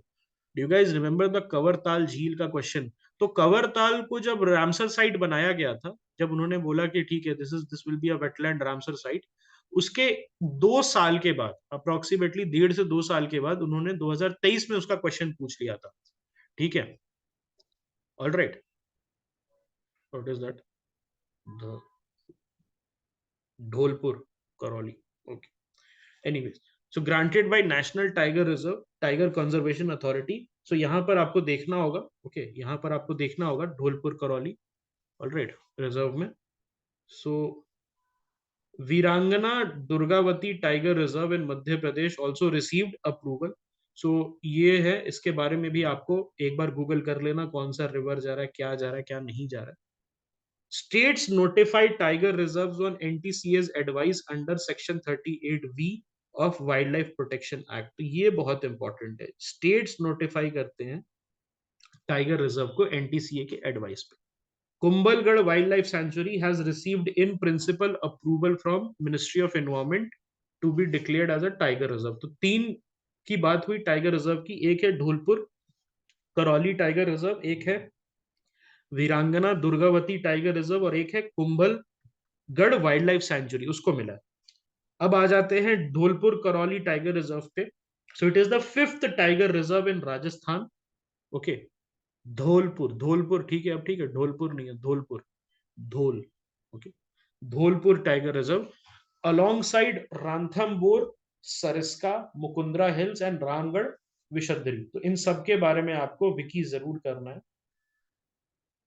Geography, it encompasses the Chambal River and features tropical dry deciduous forest. Okay, please remember this. Chambal River जो है ये बहुत इंपॉर्टेंट होता है. It's a tributary of which river? The Chambal River is a tributary of which river? It is a tributary of Yamuna River. Chambal river कौन से big city से पास होता है? चंबल रिवर कौन से बिग सिटी? कोटा से पास होता है। और बैड रेवाइंस, आपने सुना है बैड, ये रिवाइंस बनाता है बैड लैंड्स जिसको कहते हैं। Yes, correct. सो इसके बारे में भी इंपॉर्टेंट है, चंबल रिवर वगैरह जो है, इसको आपको विकी करके देखना होगा। fauna and flora, so it hosts a variety of wildlife including sambar, chital, blue bull, wild boar, sloth bear, hyena and leopard. सबके बारे में आपको एटलीस्ट एक विकी सर्च तो मारना ही मारना है, ठीक है।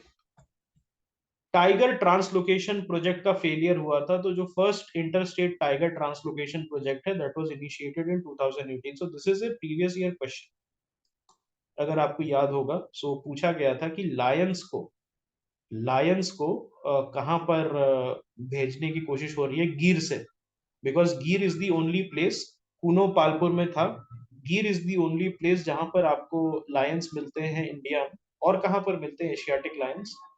एशियाटिक लायंस आपको 2 ही जगह मिलते हैं, एक आपको गिर गिर फॉरेस्ट में मिलेगा, गिर गिर नेशनल पार्क में, और दूसरा कहां पर आपको मिलेगा? दूसरा आपको मिलता था ईरान में, okay.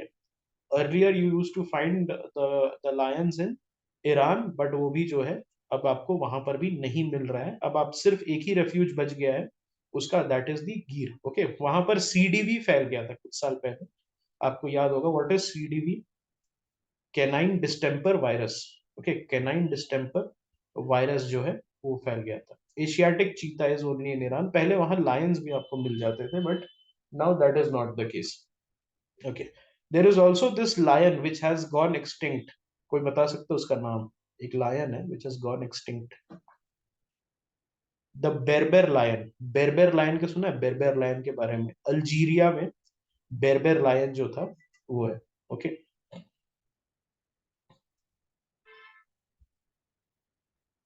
it aimed to relocate two tigers, a male from Kanha and a female from Bandhavgarh, to Satkosia Tiger Reserve. Very important.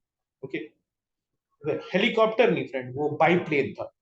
Helicopter उस समय नहीं आया था 1940 में, it was a biplane, propeller driven. Okay, Satkosia tiger reserve in Odisha. तो ये अभी एक इम्पोर्टेंट हो गया, ओडिशा भी बहुत इंपॉर्टेंट है, स्पेशली जो महानदी डेल्टा है वहां के जितने भी आपको पार्क्स मिल जाएंगे उसको करना इंपॉर्टेंट है।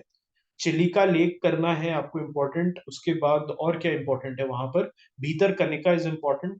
ओके, अभी वहां पर there has been some instances of forest fire as well, तो फॉरेस्ट फायर का इंस्टेंस है, उसको भी हमें कवर करना है। तो सतकोसिया टाइगर रिजर्व है, ऑब्वियसली विकिपीडिया पे आप जरूर देखेंगे इसके बारे में, कौन सा रिवर जा रहा है, कौन सा रिवर नहीं जा रहा है वहां से, ये सारी चीजें आपको पता रहेगी। IUCN's integrated tiger habitat conservation programme, okay, ITHCP, phase 4 call for concept note. So ये जो IUCN का integrated tiger tiger habitat conservation programme है, वो जो है उसने क्या किया है, ये जो है आप obviously this is something that you are going to see from the website. Okay, so इन्होंने phase 4 call for concept note, so it is announcing कि आप जो है लेपर्ड्स, क्लाउडेड लेपर्ड्स वगैरह पे इनको कंसेप्ट नोट्स भेज सकते हैं, what ever you think about that. It was initiated in 2014 with funding from German Federal Ministry for Economic Cooperation, aiming to contribute to the Global Tiger Recovery Program. Okay, तो ये याद रखना, integrated tiger habitat conservation programme किसका है? IUCN का। आपको यहाँ पर दे सकता है, यहाँ पर मल्टीपल ऑप्शंस दे सकता है, UNEP, IUCN, ये सारी चीजें दे सकता है। बट IUCN के वेबसाइट पे आपको समय गुजारना है, क्यों? बिकॉज IUCN का क्वेश्चन आ चुका है। ओके, IUCN का क्वेश्चन आ चुका है 2023 में, if you guys remember, list of species वाले में, कौन इन्वेजिव स्पीशीज का लिस्ट, इन्वेजिव स्पीशीज का लिस्ट कौन मेंटेन कर रहा है, ठीक है। अब हम आ जाते हैं global tiger recovery programme. 60% rise in global tiger population was reported under GTRP, thanks to India only. India जो था उसने अपना इम्पैक्ट किया है, उसकी वजह से 60% राइज जो है, तो मेजोरिटी जो है इंडिया का काम है ये। It was a collaborative effort by 13 tiger range country to double the wild tiger population by 2022, following the Global Tiger Initiative and the St. Petersburg Declaration. So GTI plus St. Petersburg. This is important. Obviously, this is something that you are going to cover. Project Cheetah. So Project Cheetah जो है, the Cheetah Project Steering Committee CPSC is an 11-member committee जिसमें national और international experts आएंगे। अभी हमने कहाँ से हम चीता लेके आए हैं? नामीबिया से लेके आए। नामीबिया जो है वहां से हम लेके आए हैं। नामीबिया का कैपिटल क्या है? The capital of Namibia is wind होक। विंड होक कैपिटल है, साउथ अफ्रीका के जस्ट ऊपर है, अटलांटिक ओशन में खुलता है। ओके, सो ये सारी चीजें हैं, आपको ध्यान रखना है, मैपिंग में पूछ सकता है ऑब्वियसली नामीबिया कहाँ पर है। प्रोजेक्ट चीता कौन इंप्लीमेंट कर रहा है? NTCA इंप्लीमेंट कर रहा है। और प्रोजेक्ट चीता में 50 चीता, जिसमें से मोस्टली मर चुके हैं अभी, who are from southern Africa, उसको इंडिया के वेरियस नेशनल पार्क में इंट्रोड्यूस कराया जाएगा। फंडिंग क्या है? The project receives funding from project tiger and the CAMPA, that is the compensatory afforestation fund management and planning authority. मरे different region की वजह से मरे थे। देखो, एक होता है कि कभी कभार ना व्हाट हैपेंस कि जब चेंज ऑफ एनवायरमेंट होता है, चेंज ऑफ एनवायरमेंट होता है तो आप सरवाइव नहीं कर सकते, ठीक है। जैसे पानी अलग हो जाता है, हवा अलग हो जाता है, तो it becomes okay, it becomes difficult. और उसके साथ उनके कॉलर का भी एक इशू था कि कॉलर पे इन्फेक्शन हो गया था, तो बहुत सारे के जो मरे हुए चीता के कॉलर जो गले से, ओके, उनको वो प्रॉब्लम था। ये एक्सपेक्टेड था, यू आर करेक्ट, ये एक्सपेक्टेड था, पहले ही बोला गया था कि हो सकता है पहला 2 ओके, पहला दो attempts might go waste, okay, might go waste, ठीक है। So, cheetah has been declared extinct in the country in 1952, and they aim to reintroduce the African cheetah. Why? Because African cheetah and Asian cheetah are genetically very similar. Okay, they are genetically very similar. So, cheetah breeding and conservation centre Banni grassland में, very important, okay, ये याद रखना, क्योंकि आपको याद होगा ये सारी चीजें आजकल यूपीएससी पूछ रहा है, बन्नी ग्रासलैंड। इससे पहले मरकम सॉल्ट प्लान पैंस ये सारी चीजें भी पूछा था उसने। सो बन्नी ग्रासलैंड जो है, ये जो है आपका इसमें इन्होंने बनाया है। ट्रांसलोकेशन, इनिशियली 20 चीता वेर ब्रॉड फ्रॉम नामीबिया, और जिसमें से 8 नामीबिया के थे और साउथ अफ्रीका के 12 थे। Two, okay, KNP is what, Kuno Palpur है ना, ये Kanha national park, sorry, Kuno Palpur is the Kanha national park. Currently 19 cheetahs remain in India. Okay, this is Kuno Palpur. Okay, let me check. What is it? हाँ, Kuno Palpur है, correct correct correct, KNP is Kuno Palpur, ठीक है, Kuno Palpur, sorry. Okay, सो Kuno Palpur में लाए थे। Okay, African चीतास के बारे में देखो। So conservation status, African cheetah is listed under Appendix 1 of CITES, and they are classified as vulnerable by the IUCN. While the Asiatic cheetah is critically endangered. तो Asiatic cheetah जो है आपको कहाँ मिलेगा? एशियाटिक चीता इंडिया में तो चलो नहीं है, ओके, आपको सिर्फ ईरान में मिलेगा Asiatic cheetah, okay. Serves both as a flagship and an umbrella species for conservation efforts. Characteristic speed, it is known as the world's fastest land mammal. इसका बिहेवियर क्या है? It is a diurnal hunter with a unique social structure, मतलब वो सुबह में भी Hunt करेगा, okay. वो क्या करेगा? वो आपका जो है, जैसे अभी क्वेश्चन आया था, if you guys remember, nocturnal, which of the following animal are nocturnal? तो यहां पर जो है, these are day time hunters, okay, night time hunters नहीं है, डे टाइम हंटर्स हैं। डियूर्नल मतलब होता है डे के समय, और नॉक्टर्नल मतलब होता है रात के समय, ठीक है। सो they have female led nomadic groups and a more sedentary male coalition or solitary males, ठीक है। जेस्टेशन पीरियड कितना है? 93 डेज का इनका जेस्टेशन पीरियड है। ह्यूमन कन्फ्लिक्ट लोएस्ट है, okay, they are not as conflicted जैसे टाइगर्स होते हैं। Tigers have a very high conflict ratio with humans, उतना चीतास का नहीं होता। काजीरंगा नेशनल पार्क पे आ जाते हैं। So it is at the edge of the Eastern Himalaya biodiversity hotspot in the Golaghat and Nagaon district of Assam. It is bordered by the Brahmaputra river to the north and the Karbi Anglong hills. तो बहुत important है ये, Karbi Anglong hills को आपको जरूर देखना है, ब्रह्मपुत्रा को भी आपको विकी करना है। यूनेस्को वर्ल्ड हेरिटेज साइट, तो यूनेस्को को भी आपको वर्ल्ड हेरिटेज साइट के वेबसाइट पे आपको जाकर जरूर देखना है। Okay, so it has been declared as a UNESCO World Heritage Site, and it is characterized by tropical moist broadleaf forest. Okay. Biodiversity, it is home to the great Indian rhinoceros, a tiger, leopard, elephants, and a variety of flora, including the kumbhi, Indian gooseberry, and elephant apple. तो ये सारे important हो जाते हैं आपके लिए। Project Elephant, so it was initiated in 1992 by the Ministry of Environment, Forest and Climate Change. It is a centrally sponsored scheme. It comprises government representatives, non-government wildlife expert and scientists. 33 designated reserves, 80,000 square kilometre को cover करता है। Tamil Nadu and Assam have the highest number of reserves. West Bengal के पास सबसे ज्यादा corridors है, इसको आपको याद रखेंगे। इंडियन एलिफेंट क्या है? Elephas maximus indicus. Characteristic, they are highly intelligent, they have a strong family bond, they exhibit complex behavior including grief and compassion. Herds are usually led by matriarchs. So this is a 2020 prelims question, if you guys remember। 2020 के prelims में ये question आया था, और वहां पर ये भी था कि केरल में सबसे ज्यादा है कि कर्नाटक में सबसे ज्यादा है। where you can find the population of elephants the highest in India. So सबसे ज्यादा एलिफेंट का पॉपुलेशन कहाँ पर है इंडिया में? In which state? In which state highest population is there? Anybody? Correct. Okay. It's in Karnataka. Okay. Just write it down here.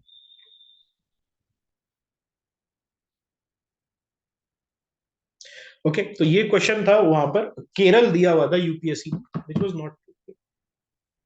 They have the longest gestation period among mammals, 18 से 22 month का. Okay 18 से 22 month का. adult males enter most as a mate searching strategy. Okay, so what is this? Okay, what is this? तो यहां पर जो है, okay यहां पर जो है, ये बेसिकली एक कंडीशन है, ऑलराइट, जहां पर अग्रेसिव बिहेवियर ओके शो करते हैं elephants. Alright, aggressive behaviour show करते हैं. और आप कभी देखा है एलिफेंट्स के कान के पास से, एलिफेंट के कान के पास से कभी कभार वो निकलता है कुछ, ये पानी जैसा निकलता है. Have you seen that? Have you seen that पानी जैसा निकलता है एलिफेंट जैसे है. सपोज एलिफेंट का कान है, दिस इज द एलिफेंट, तो उसके कान के पास से यहां पर से कुछ स्टिकी स्टिकी सब्सटेंस निकलता है, कुछ थोड़ा सा वो निकलता है, एक हार्मोनल सब्सटेंस निकलता है. ओके, उसमें क्या होता है, एलिफेंट्स जो है वो अग्रेसिव हो जाते हैं because this becomes a mate searching strategy. ठीक है, करेक्ट. कुमकी किसको बोलते हैं? It refers to captive elephants trained for operations involving wild elephants. तो कुमकी क्या होता है दोस्त? कुमकी जो है, it refers to captive elephants, okay, who are trained for operations involving wild elephants. Predominantly they are found in the Western Ghats, Northeast India, Eastern and Northern India, and parts of Southern Peninsular India. Okay, population जो है सबसे ज्यादा कर्नाटक में इनका, उसके बाद Assam and Kerala. India जो है 60% of the global wild Asian population को हार्बर करता है. थ्रेट्स क्या है? Human elephant conflict, habitat loss etcetera. So अभी रिसेंटली एक एआई बेस्ड सेंसर सिस्टम जिसको गजराज कहते हैं, वो आया था to prevent railway accidents involving elephants.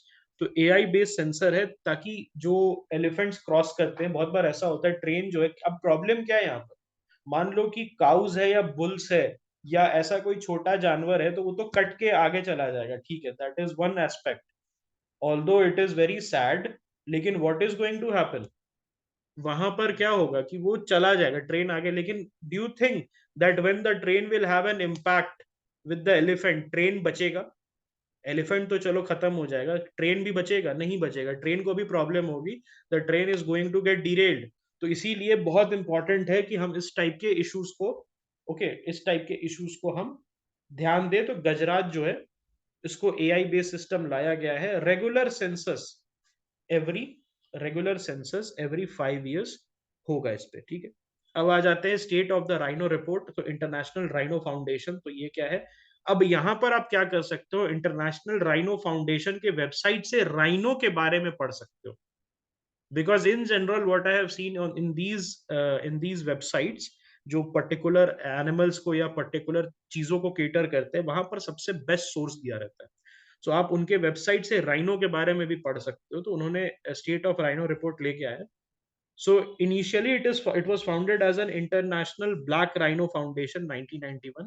They are committed to survival and flourishing of world's 5 rhino species. तो world में total कितने हैं?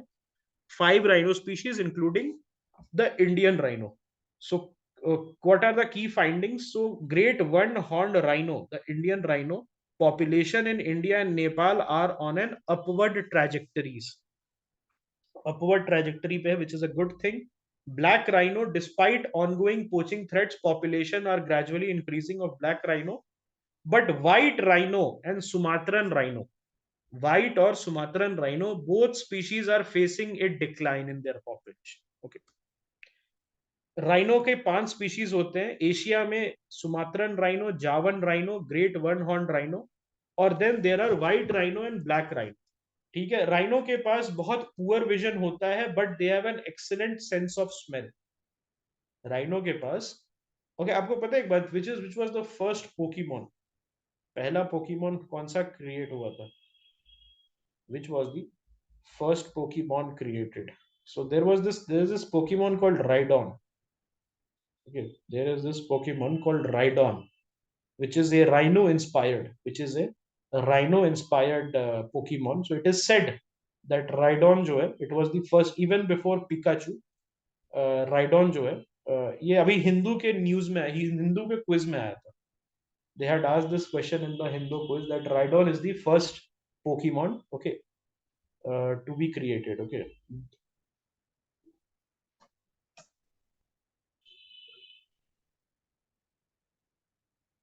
right. ओके, सो ये सारे होते हैं Sumatran rhino, Javan rhino, great bird horn rhino, white rhino, black rhino. Their horns are made of keratin which can grow up to 7 centimetre a year. Keratin आपके बालों में भी होता है, बायोटिन वगैरह आप खाते होंगे। केराटिन थेरेपी आपने सुना होगा, डव का केराटिन थेरेपी, ट्रेसमे का केराटिन थेरेपी। तो केराटिन जो होता है आपके बाल में भी होता है। Asian rhinos in particular are noted for their swimming capabilities. तो एशियन राइनो जो है उनको देखने को मिलता है swimming capabilities even in Nepal. The entire Terai arc, जो तेराई आर्क याद है आपको, last year we studied, some people would remember. तो तेराई आर्क में हमें देखने को ये मिलता है। ठीक है, हाँ, Chitwan national park, I have been there, beautiful place south Nepal में।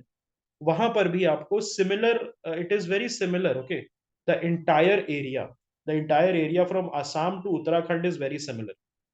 Indian rhino are the largest rhino species. They are primary solitary except mother with calves. मतलब अकेले रहते हैं लेकिन मदर काब्स के साथ रहती है। Males are territorial and engage in fierce combat over territory. They use mud as a cooling mechanism to regulate their body temperature.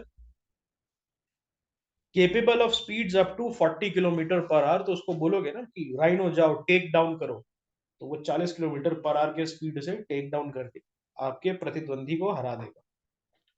Alright, yes, mud therapy humans में भी करते हैं।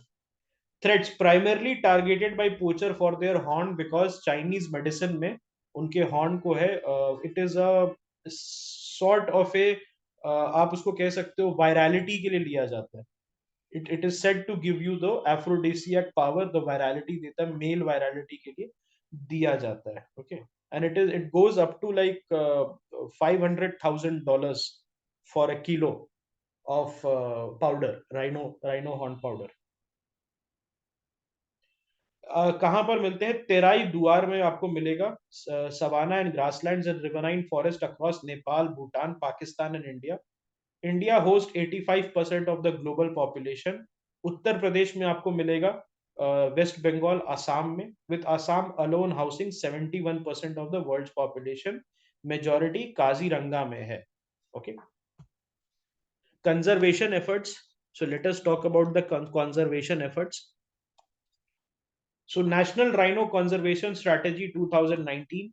It was a comprehensive plan by India to conserve and manage its rhino population. New Delhi Declaration. So as you can see, there are multiple New Delhi Declaration. अभी एक G20 में भी New Delhi Declaration आया था, तो it is important that you know what all New Delhi Declarations are there. तो एक Asian Rhino पे भी है, then Indian Rhino Vision. So it is a collaborative initiative between the Assam Forest Department, WWF India, and IRF. Okay, International Rhino Foundation. So IRF का website आप देखोगे, WWF का website देखोगे। ठीक, अब harmful drugs for vultures. Vultures के लिए harmful drugs जो है, तो वल्चर्स क्या होते हैं?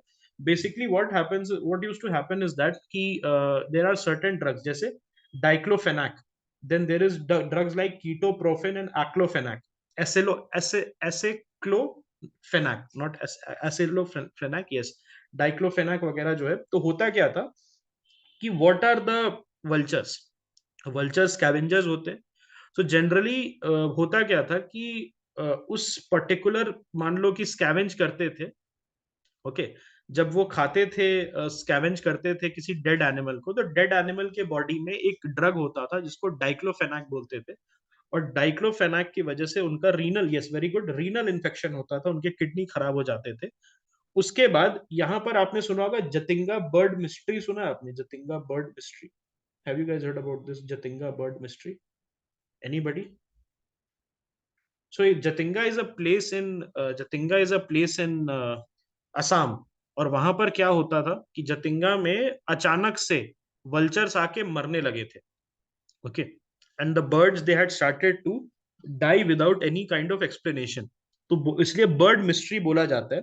तो people said it is because of diclofenac, but you know उनका, उनके बॉडी को देखा गया तो इतना कुछ इशू नहीं पाया गया। क्योंकि why they, okay, why they were getting killed at only this one place called Jatinga. So people are still, okay, searching for, okay, people are still searching for a viable answer. Although people have said कि it is because कि उन्होंने diclofenac वगैरह ingest कर लिया है, उसकी वजह से मर रहे हैं, but why at that particular place? Decision underscores a continued effort to protect these critically important bird, जिसमें you know non steroidal anti inflammatory drugs जो कि लाइफ स्टॉक ट्रीटमेंट में यूज होता है। तो ऐसे एग्जांपल समझो, मान लो काऊ बीमार पड़ी, या कोई आपका बुल बीमार पड़ा, आपने उसमें NSAID यूज किया, उसको ट्रीट करने के लिए नहीं बच पाया किसी रीजन से, तो आप क्या करोगे, उसको फेंक दोगे, उसके कैरेकस को, ठीक है, जनरली फेंक दिया जाता है। And then the vultures come and they start eating. उसके बाद जो आपने दवाई यूज की थी उसको ठीक करने के लिए, वही डेडली बनने लगता है वल्चर के लिए। ड्रग्स टेक्निकल एडवाइजरी बोर्ड का रोल क्या है यहाँ पर? So DTAB is the apex statutory decision making body on technical matters related to drugs in India. कहां पर ऑपरेट करता है? Ministry of health and family का CDSCO है, that is central drug standard control organisation. Okay, CDSCO जो है, ये है आपका। ड्रग बैन क्या है? So all the non steroidal जो ड्रग्स है, जैसे कीटोप्रोफेन, एसे एसेक्लोफेनाक और डाइक्लोफेनाक विथ नाइमीसुलाइड, ये सारे जो है, ये चार ड्रग्स जो है, इनको क्या किया गया है? Toxic, they have been declared as toxic to vultures. Okay, obviously vultures Parsis में इंपॉर्टेंट है because tower of silence, tower of silence में होता क्या है ऊपर में? यही होता है ना, वल्चर्स ही तो उनका बॉडी को ले जाते हैं, ठीक है। These drugs are not fully metabolized by vultures leading to kidney damage and significant population decline। तो आज पता है यहाँ पर एक बड़ी प्रॉब्लम हो रही है कि टावर ऑफ साइलेंस से बदबू बहुत आने लगी है। ये एक पारसी कम्युनिटी ने एक चीज उठाया है, एक कि because of the decline in vulture population, हमारे जो बॉडीज है जो टावर ऑफ साइलेंस में रखा जाता है उसको कोई खा नहीं रहा है। Nobody is eating those bodies, okay. उसके वजह से प्रॉब्लम क्या हो रही है, वो बॉडी डिकम्पोज होके एक स्ट्रॉन्ग स्टेंच दे रहा है from the tower of silence, okay. The presence of these drugs in livestock carcass consumed by vultures has been directly linked to mortality. Vulture species total 9 species है, जिसमें आपको white backed vulture, slender billed vulture और long billed vulture। तो a lot of vultures in India are, majority are what? Critically endangered। Majority are critically endangered। हमारे mythology में भी vultures जो है, वल्चर्स, आई थिंक जटायु के बारे में आपने सुना होगा। Jatayu was a vulture, right?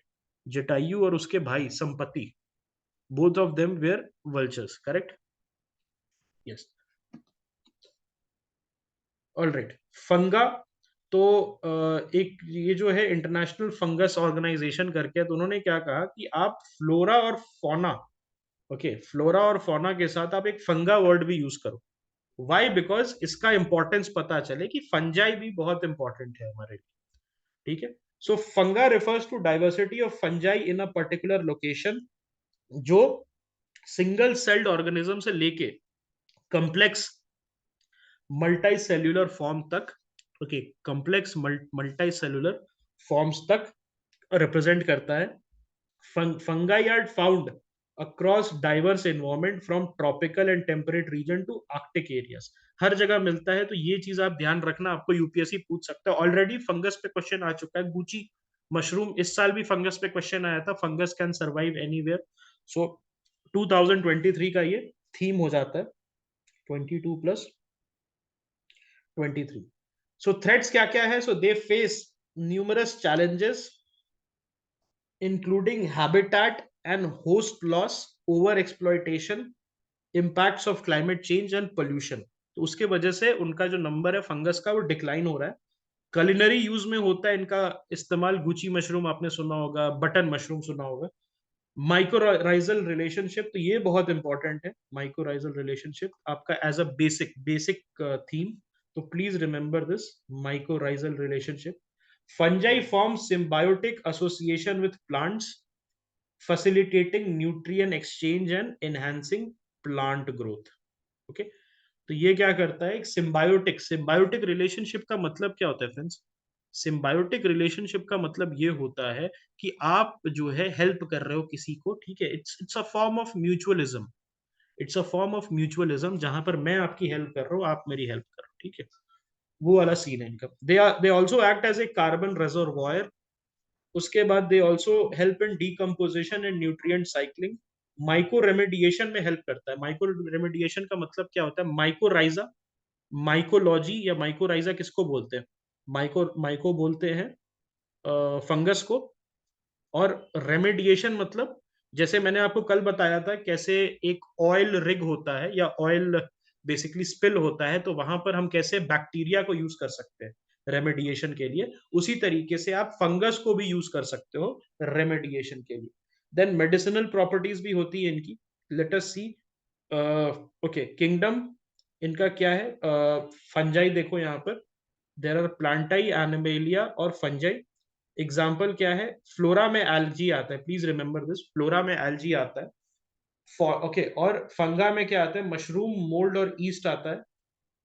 They are immobile, the floras are also immobile, और faunas are capable of movement. इनका रिप्रोडक्शन कैसे होता है? वेरी इंपॉर्टेंट, थ्रू स्पोर्स और asexual reproduction. Alright, through spores और एसेक्सुअल रिप्रोडक्शन। ये डीकम्पोजर का काम करते हैं, बहुत इंपॉर्टेंट है। सो ये सारे जो कंसेप्ट है, primary producer, decomposer, detritivores, okay, saprophytes, concepts like all these concepts, these are very very important। ये सारा आपको पता रहना चाहिए, and this is something that we will do in the class as well। okay, all right। So I think चलो इस session में भी नहीं हुआ, but we did good progress. इसके बाद क्या है? Sander, red sanders, invasive species in news, red list of threatened species, protected areas in news. Okay, this is something that we can do. Dachigam central empowered committee. उसके बाद क्या है? National working plan, global forest watch collaboration. अच्छा, forest कहाँ आ जाते हैं? Forest बचाना, high seas, coral reef, wetlands का है। अच्छा, वाइल्ड लाइफ वेटलैंड वगैरह के बारे में हमें पढ़ना है। Environmental DNA inquiries, census water, ठीक है। So this is something that we can do. Alright, shall we meet again friends? Shall we meet again? What do you guys say? Will meet again at 3। 3 sounds fine। Yes, we shall meet again 3। okay।